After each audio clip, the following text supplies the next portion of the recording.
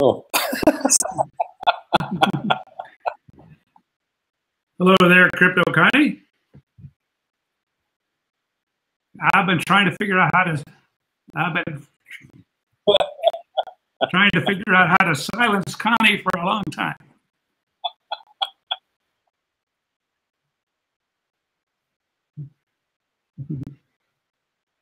Yeah, technical difficulties. Boy, oh boy, oh boy.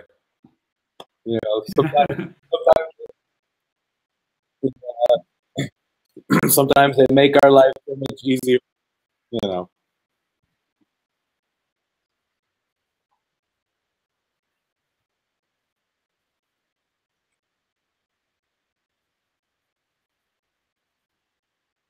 Well, obviously, Connie, your competitors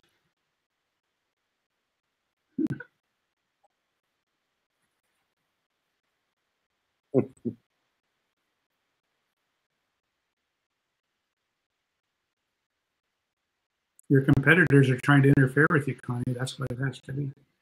I mean,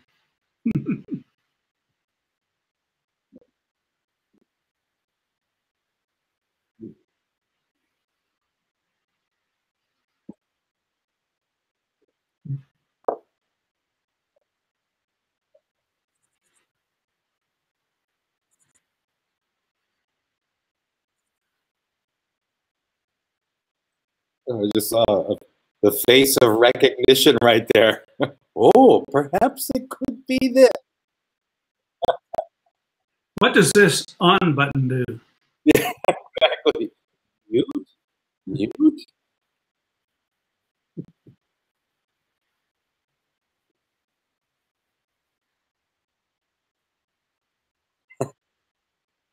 Yeah, we can hear you.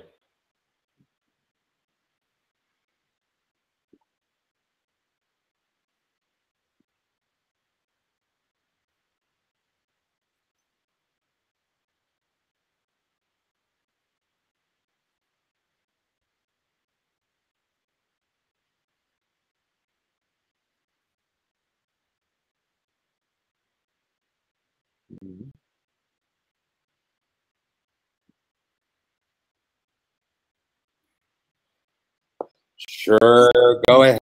Come on. Just do it.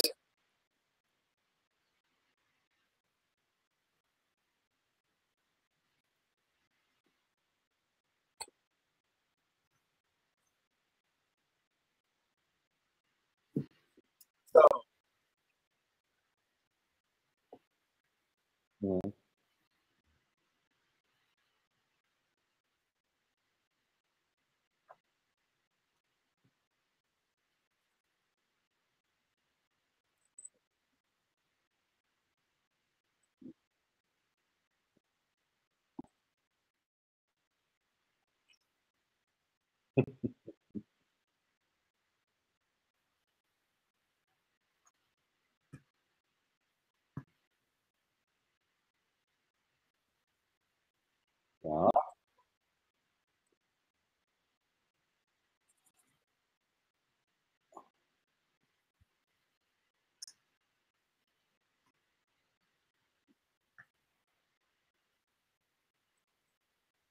Sounds like it's a restart issue.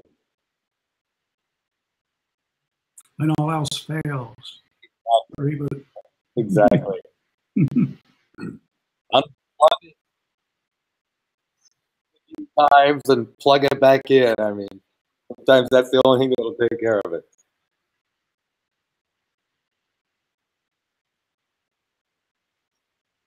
Well, So, hi. Go ahead there, Mark. Hi, Stan. How are you doing? Real good. Good to talk to you. This is our first meeting. And Connie says that we got to get together and talk.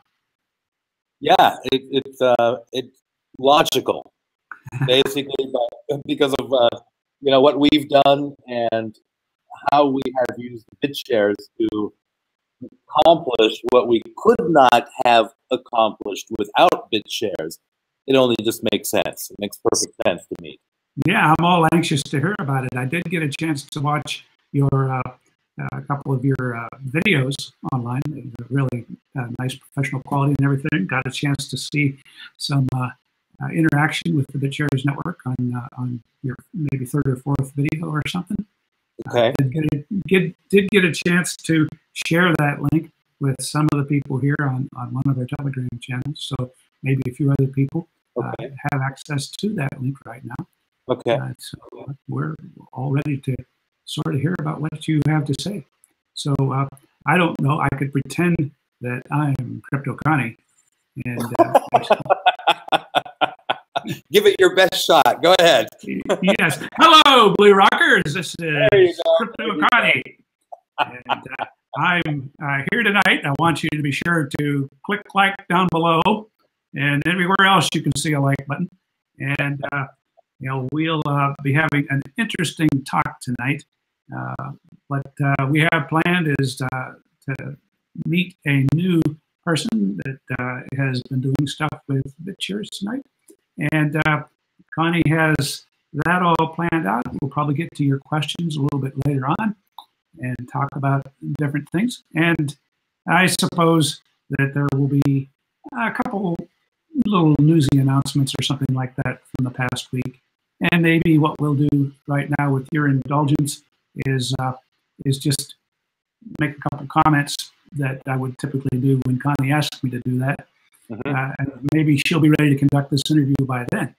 Okay. So, last week we had a guest on here, Jared Rice. He was launching his new D-Web product. And, what has happened in this past week has been nothing short of unbelievable. Of course, part of the reason for his decentralized web application is to keep people from being censored, like certain conservative voices are being censored right now. Alex Jones in particular, famously, was shut down by most of the big people from Silicon Valley, all the big companies that you've heard of, social media companies, Apple, it was clearly an orchestrated takedown of his activity because it all happened at once. It's not like some one of these companies got a bunch of complaints or something. They just all got together and colluded to shut down a competitor. And that is what I consider Alex to be, one of their competitors. And they are interfering with a competitor's business in a conspiratorial way. So I think that's tortious interference. I don't know what else is going to happen, but this is outrageous. But as you might expect, after announcing last week that he was going to provide some tools that would prevent that from happening in the future, some people came out of the woodwork and started pulling the plug on him. And so he had to use his own tools in order to run around that and stop that. They weren't able to harm him because he's built tools to shield himself from that. But they tried, and that led to a series of legal contortions and fireballs going back and forth. I've been sitting by as a bystander trying to figure out what it all means. But I think you're going to see some really serious fireworks here from the lawyers that I've had the privilege to hear a little bit from secondhand. It's pretty clear that there's going to be a fireworks like you've never seen before. So it may not be the trial of a century that I once predicted in terms of interacting with the regulatory agencies. But now that we've got to the background of the group of people who have been conspiring to interfere with not just the people who are saying things they don't want to hear about, but other people who are wanting to interfere with the ability to use and reuse software, which is sort of the hallmark of the entire digital currency space. And they're in the process of literally pulling the plug on projects unilaterally from a position of a monopoly. So I would suggest that you stay tuned for more of that. I don't want to go off and talk about more than I know about. And certainly when people are throwing legal actions back and forth against each other, it's best not to stray into that. But I just want you to watch that now. Now, the interview that we had last week Connie has since polished up. We had done an interview ahead of time that we were going to pre-record and make higher quality, and that couldn't get produced in time. So we did it live, and she has since gone back and created a copy that if you missed it before, you might want to watch the new version that she'll probably be publishing. And so that is sort of my little update from the past week since our last show. Also during this time, some interesting news coming out about CloudCoin and Sean Worthington, who's also been a guest on here. And so we are starting to see more and more information coming out in those CloudCoin channels about how BitShares and things we have planned for BitShares will complement CloudCoin. CloudCoin will be able to back multiple different types of coins on the BitShares network, just sort of like Quintric, which is our gold-backed coin, can back the gold in the depository, can back multiple white-labeled coins for special purposes. It's the same gold, but it's being used to back different assets on the BitShares network. And in the case of CloudCoin, it's the same CloudCoin back different assets on the BitShares network. So those two things I see as nice parallel things, and in both cases, they provide the ability to, inside the depository or offline from the blockchain, exchange the actual asset. So you can trade on the blockchain of either of those, and that will be public. But if you want, you can trade off the blockchain the things that you have on the depository, and therefore execute a private transaction that can't be seen by your competitors or your ex-wife or whatever. So you get some privacy that way. And so the coins then start to have other differences that we can talk about some other time. But that was an exciting piece of information that we had that was announced, and you can hear more about that on the CloudCoin channels as they're talking about it. And of course, on my own Telegram channel, which I'm sure Connie puts down below right beside the like button, which you're supposed to have pressed by now. And so in that particular thing, I've been handing out clues. I'm up to clue number 56 in terms of the things that are happening. And some of those clues have already revealed the fact that we'll be making some big announcements in Amsterdam at BitFest and down in Sao Paulo when we're down there immediately after BitFest for another big conference that we'll be at in force with our Quintric team. And so we hope to see all you guys here. And as I understand, I'm going to see you down in Brazil. Is that right? That's correct. Yeah, you'll be seeing myself and Vadim, our CEO, CTO in Brazil. Okay.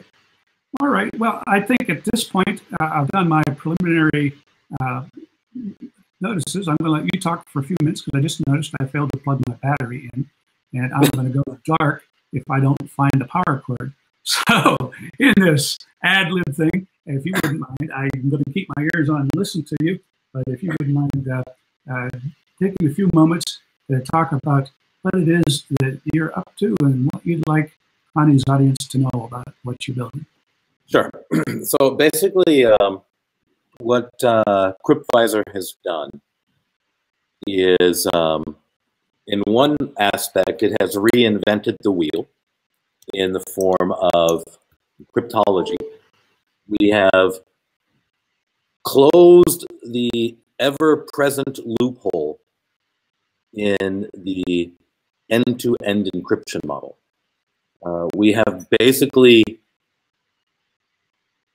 been able to realize a web of trust system via the BitShares blockchain. And in doing so, we believe that we have created the most private, secure communication platform to date. I hate using the word instant messenger because instant messenger seems so trivial. This is much more than that. But, you know, that is how it will be spoken about. So, yeah, it is the most secure and private and anonymous instant messenger. For us, our basic principle, our basic belief is that everyone should have access to the same level of privacy and security that heads of states have, that the military have. Everybody should have this level of privacy in their life. And this is something that we have been able to succeed in creating. We've also broken a few other barriers in doing so. I think we are the very first company that has integrated, that has basically brought together the world of cryptocurrency and instant messaging, because we've integrated a cryptocurrency wallet within the app. And so send your contacts cryptocurrency just like you would send them a message. And we have been able to do away with this long string of characters, which is usually associated with your wallet, and that has now been replaced by your username. And so it makes sending and receiving crypto much easier. Right now, we are going through the process of updating our iOS version. There'll be a major update within the next 2 or 3 weeks. And the beta version of the Android is going right now.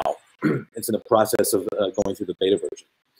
And yeah, I mean, to be honest, I'm really proud to be a part of it, because for me, privacy is very important. Freedom of speech is incredibly important, and by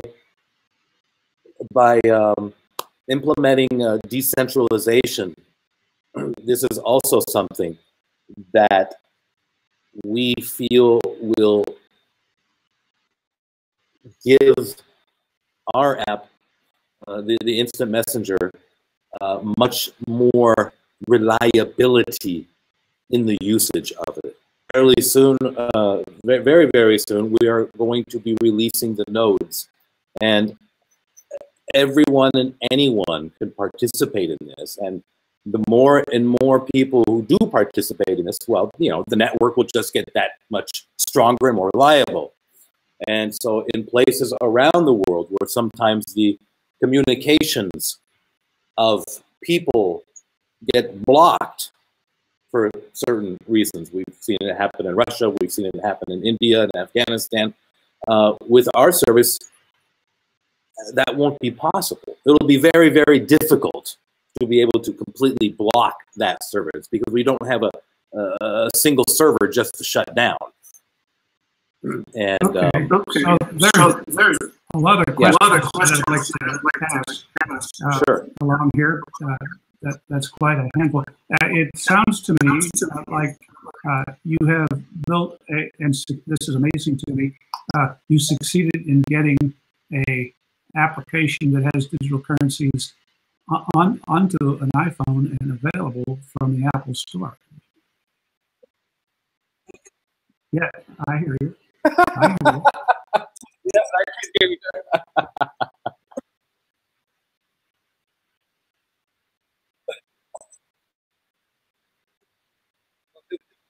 Nobody can hear you. Just Connie asking if we could hear her. Say, yeah, we hear her. Yeah. It's,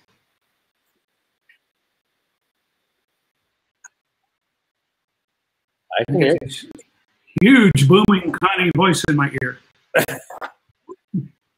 She's cranked it up. I think she's hooked it to a preamp or something because it's blowing out my eardrums right now.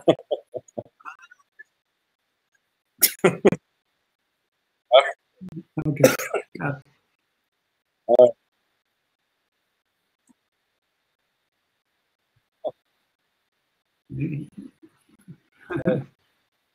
Okay, so, all right. So, what I had thought was true, maybe it's no longer true, but that Apple was blocking any other type of digital currency applications, and you managed to get an app on there that they've allowed to be sold there. Is that right? Well, there was a point that, yeah, we were delayed in our release because of Apple's new policy. And basically, with my understanding, is that each and every form of cryptocurrency that would be somehow implemented or somehow installed within an app, or could be used as a transport for this cryptocurrency or to send this cryptocurrency, each and every one of these Apple needs to vet first. Mm-hmm. And we were releasing right when they were changing this, and we were kind of stuck. We had to wait for Apple to approve everything. That took a little bit of time, but after a while, yeah, we were able to get it out. And I think it's because Apple wants to put out their own cryptocurrency, I believe. But no, yeah, it was certainly it competes with Apple Pay, and so that's one of the exactly right. But the thing that I'm particularly intrigued is you have built this app with BitShares integrated to it, right? If I understand correctly, and the usernames that are used in your app are actually BitShares usernames. Is that correct? Yeah, yeah. And this is basically what we do with the sending and receiving cryptocurrency. We just use the username, just like in the BitShares. So you've gotten a BitShares-based application on the iPhone and available through the Apple Store. Is that correct? That's okay. correct. So that's a pretty nice accomplishment. Maybe others have done that, and I just am out of date. But a long time ago, I was wondering how are we going to get full Apple support, and it sounds like you have done it. And when you do the communications, are you using the memo field in the BitShares blockchain for communication, or something of your own? That's the encrypted messaging part. That's something of our own. Okay. Right. Yeah, absolutely. Mm-hmm. Okay. And then, of course, this is the question we always have to ask, because every time somebody invents a new communication method, Men in Black show up and knock on your door and say, yeah, if you want to continue offering this product, you need to put a backdoor in your secure messaging so that we can snoop. And, so we have lots of products out there. There's one of the famous one, of course, is Proton Mail. But, I've wondered myself as well, how do I know Proton Mail hasn't been hacked by Men in Black? And so I'll just ask you, how do I know your stuff hasn't been hacked by Men in Black? Good question. Well, we did have fairly, I think it was last year in November, I believe, we did a, she's on. We did a white, I think it's called Hack-In, and we allowed all the white hat hackers to go into our application and try to find any faults or any weaknesses, which they have not. Of course, that really doesn't answer your question, I don't believe. But I guess if it was 100% open source, I would say, well, just there it is. Take a look at it. Correct? Yeah. Is your stuff open source? As part of it is. Our nodes are, yes.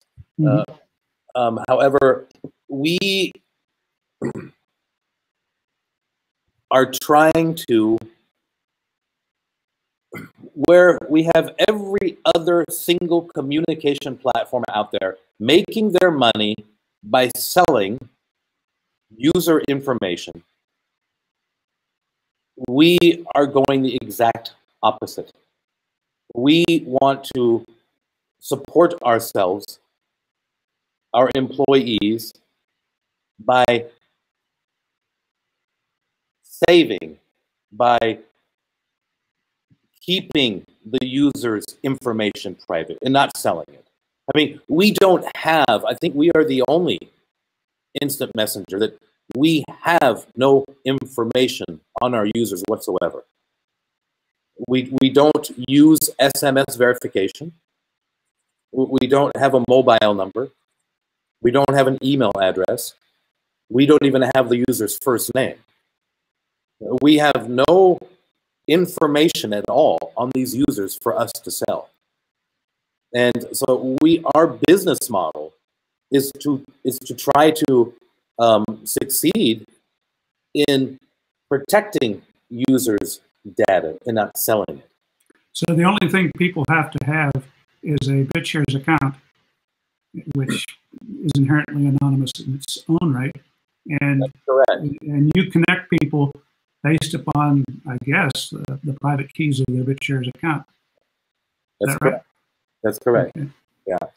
And one thing that we always, I mentioned it to Connie in an email, is that one thing that people really need to be aware of, and it's amazing that privacy has gone from where it used to be and what it meant to where it is today.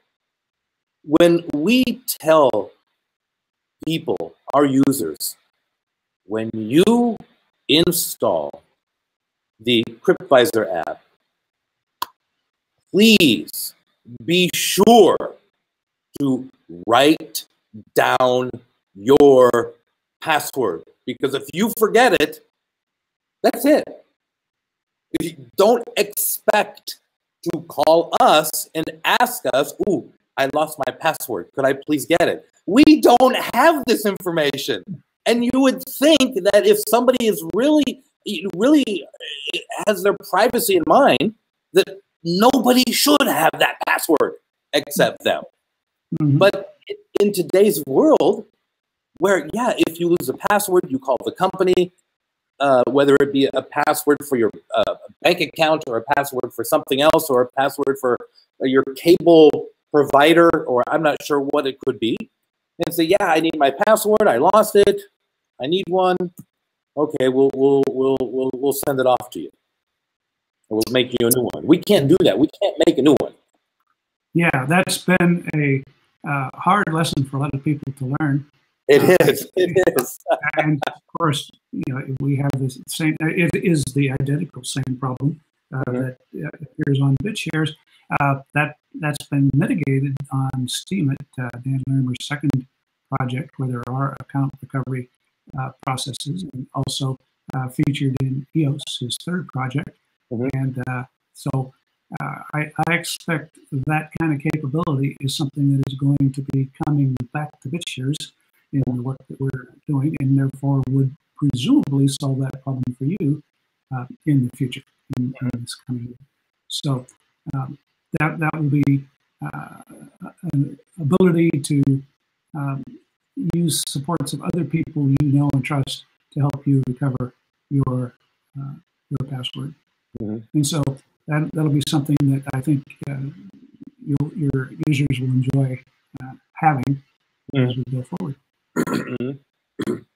Yeah, I think one aspect that people are going to be really appreciative of is that I myself have had issues that different messaging apps that I've used, or I would say more of communication like Skype or whatnot. If I need to send a file, then most of the times I'm limited to the size of the file that I can send. I think it's 25 megabytes.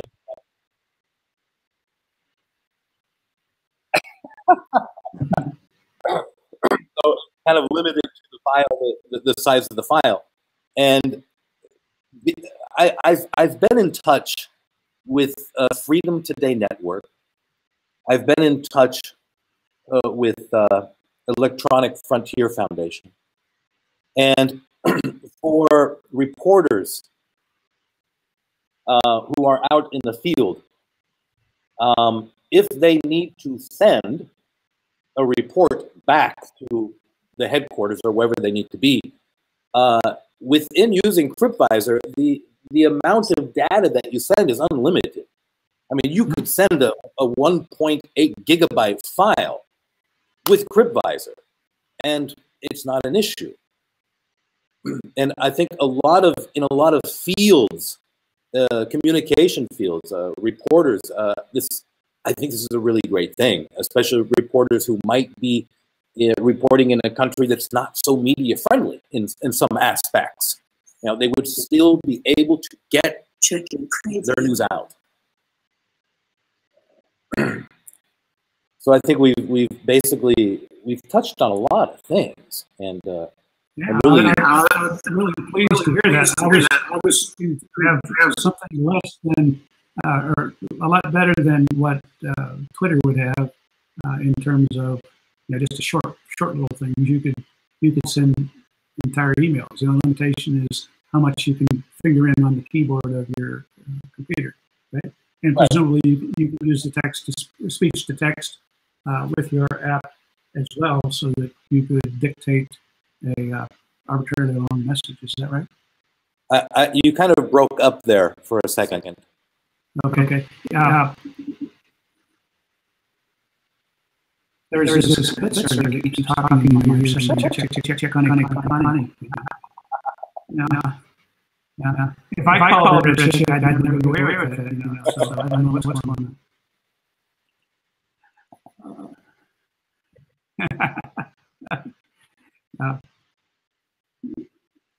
So at any rate, I was just wondering, you're integrated with the built-in speech-to-text capability, so that your messaging mechanism, I can just speak into my Apple iPhone, and it'll type right into your app, and off it goes. Now this is a technical question that I don't believe so. No, because the CryptVisor app is totally separate from any other. Okay, you don't have access to your photo gallery. If you use the CryptVisor app, you don't have access to the photo gallery. Okay. Everything is within its own ecosystem. Okay, but you can access the keyboard from the Apple phone, right? Right. And the keyboard usually has a little microphone button you could hit and start talking. I know that you can send, you can send voice messages. Mm-hmm. Okay. But this is a question. I'm not sure if it does do, if it has the capability of text to speech. Okay. And therefore, if you wanted to use your system to send a file or something, have you ever actually taken and downloaded a file from your laptop and done that, or is it mostly been used so far by using the little keypad? You could. Now this is basically something that I have not yet had the ability to use. Mm-hmm. I know that in the Android version, they were implementing that, and that is set to where you could, if you have a file on your Android phone, whether it be a video file or it doesn't matter what data it is or what kind of file it is, you would be able to send that via CryptVisor. The iOS version, the version that I have, it hasn't gone through the update yet, and the update has that. Okay. And this, I haven't had the chance to experience yet. Okay. Now you mentioned that you have a major upgrade coming within a month or so. That's correct. What kind of things will we see with the major upgrade? The updates, it'll be the ease of use, how easy it is to use. Mm-hmm. Some more features will be added. I don't have privy to the exact type of features which will be added. I know it will be more streamlined, and yeah. Okay, and then you mentioned your notes. Are those different than the BitShares witness notes? That's a technical question that I don't have an answer to. Okay. To be honest with you. Okay. Yeah, I mean, we're interested. Did you start out with an application that was separate from BitShares and then integrate BitShares in with the app, or was it built with BitShares in mind from the beginning? From the beginning, no, it wasn't. And from the beginning, it was thought of to be using the Ethereum network, the Ethereum blockchain. However, as the development team got more and more into it, they discovered that it's not fast enough for our needs. Mm-hmm. And the BitShares network is much more flexible. It's much faster. And then they turned to using BitShares. All right. Well, that's music to my ears. You would not believe the number of times that I hear that story from wandering around talking to different people that are, trying to build applications, and that's sort of our continuing song everywhere we go. With Ethereum being flexible but doesn't have the performance to scale and doesn't have the performance to handle a lot of applications. And when people like yourselves try to use it for that, they run into a brick wall. And that was one of Crypto Connie's show on Christmas Eve. I did 4 hours on Coast to Coast and talking about different trends that were going to happen in the coming year. And what you just described was one of my big trends that I talked about on Coast to Coast. The fact that there was a great train wreck coming on the big, most popular platforms, Bitcoin and Ethereum, because they were maxed out and couldn't scale.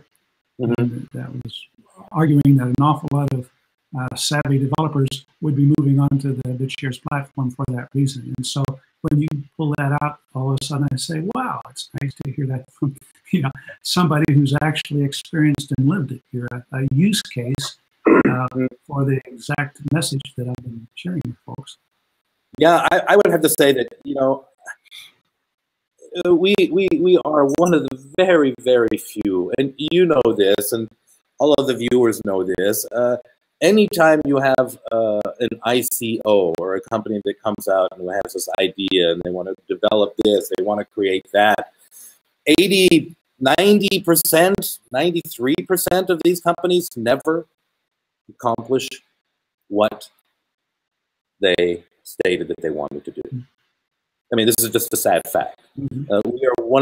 We were the minute minority, 3.5% of companies that have actually delivered what we promised. And another thing that I find really interesting is that I've been involved in cryptocurrency for the last 8-9 years. I first became involved in Bitcoin when I heard about it for the first time on a podcast.